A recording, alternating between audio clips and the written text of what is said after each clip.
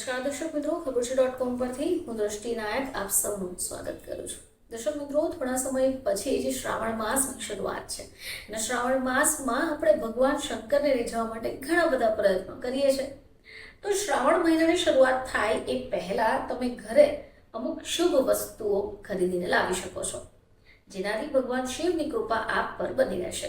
તો આવો જાણીએ કે એવી કઈ ચીજ વસ્તુ છે જેને આપણે ખરીદીને શ્રાવણ માસ પહેલા ઘરે લાવી શકીએ, ભગવાન શંકરની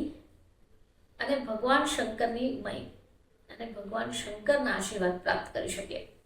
તો શ્રાવણ મહિનાની શરૂઆત પહેલા ઘરે રુદ્રાક્ષ લાવવો શુભ મનાય છે.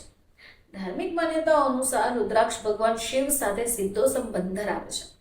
આપણે ઘરમાં રુદ્રાક્ષની સ્થાપના કરીએ છીએ તો નિયમિત પૂજા કરવાથી સકારાત્મક ઉર્જા પ્રવાહ વધે અને જીવનમાં આવનારી મુશ્કેલીઓ ધીરે ધીરે દૂર થાય.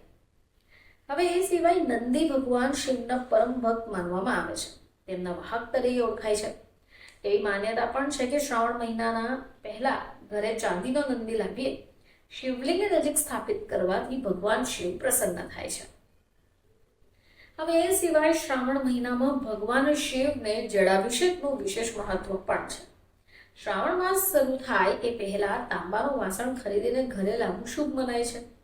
તાંબાના પાત્રમાં જળ ભરીને શિવલિંગ પર જો અર્પણ કરવામાં આવે તો ધાર્મિક રીતે પુણ્ય ફળ પ્રાપ્ત થાય છે. ભગવાન શિવની કૃપા પણ મળે છે. હવે જો શક્ય હોય તો તમે શ્રાવણ મહિના પહેલા ઘરમાં પારાના શિવલિંગની સ્થાપના કરી શકો તો એ પણ અતિ શુભ માનવામાં આવે છે. હવે દરરોજ વિધિપૂર્વક તેનો અભિષેક કરવામાં આવે, તેનું પૂજન કરવામાં આવે તો ઘરની અંદર સુખ, સમૃદ્ધિ, શાંતિ, વૈભવનું આગમન થાય છે. ધાર્મિક માન્યતાની સાથે જ પરિવારના સભ્યો પર ભગવાન શિવના આશીર્વાદ પણ સતત બનેલા રહે છે. તો દર્શક મિત્રો, હિન્દુ ધર્મમાં જ્યારે શ્રાવણ માસ ખૂબ મહત્વ ધરાવે છે, ભગવાન શિવની આરાધના માટે પવિત્ર માનવામાં આવે છે.